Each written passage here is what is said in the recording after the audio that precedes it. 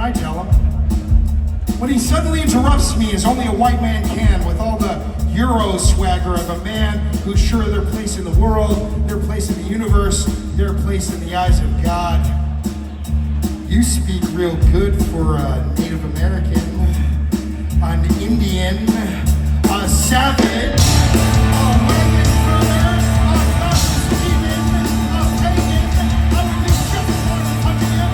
I would be justified in cursing him. I would be justified in going racist. That would make me a bad Indian.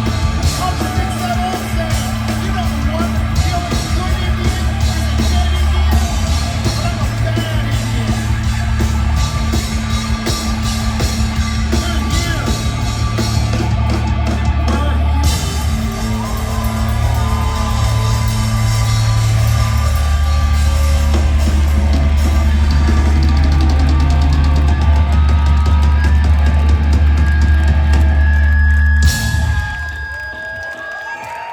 Thank you guys so much.